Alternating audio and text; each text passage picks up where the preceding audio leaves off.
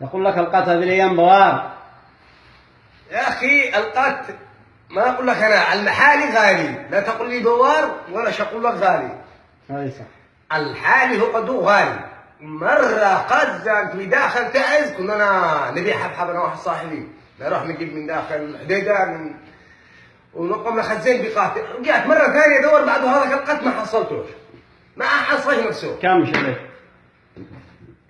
شلت تخزينه، يعني تخزينه بسيطه انا واحد صاحبي خزنا لا بعد العصر. اقوم انزل احنا ننزل انا وصاحبي رايحين الحديده نشغل وين خزنتم؟ خزنا بالعز. وصاحبي نزل انا رايحين الحديده نقوم ننزل، صاحبي يشغل السياره بدل ما يدور يمشي قدام رجع روس وانا راكب جنبه راكب جنبه نحو بداخل الحديده. هلش دوما ما هلوش مخزنين ولا ندري بنفوسنا الا احنا بالحديده.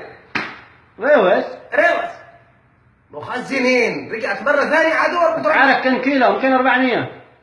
يمكن 400 500 عد لك عد كم اشتعد 500 و400 ما أناش عارف. ونحو داخل الحديده وبعدين نجي على حبحب، ما اجي على واحد حبحب ما اقول لك انا ساع منه كبير مره. نقوم نقطعه بالمزرعه نفسها. نقطعه وحملنا فوق 3 تريلات، يعني اقسم 3 قطعنا.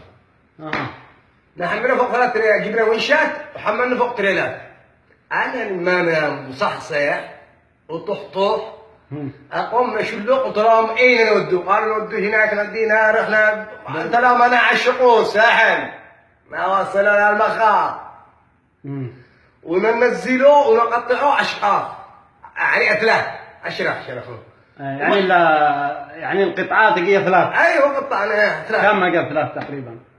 عد لك عاد ما عد لك انا اكثر من 20 قطعه كذا. ما هو قطعه 20 عملنا زوارع. ما كانوا يعملوا مواطير نعمل ماطور وشغال حان يعني فوق الحبحب. وبعنا يمكن 140,000 هذيك الايام. الزورق الواحد. الزورق حبحب. احنا ما ناخذ منه مال. طيب في حاجه براسي بس شوف الحبحب اللي تجي داخل الحبحب النوع الزعقه مدري ايش اللي زي الزعقه. اوه هذيك انت داري نسعاك ما عملنا بإحنا. ما عملت هذيك كان الحبه تطلع من نسع الكوريك. كيف نقسم الحبه الواحده؟ نقسمها نص بنص ونركب خشب والكوريكات. وين المكان؟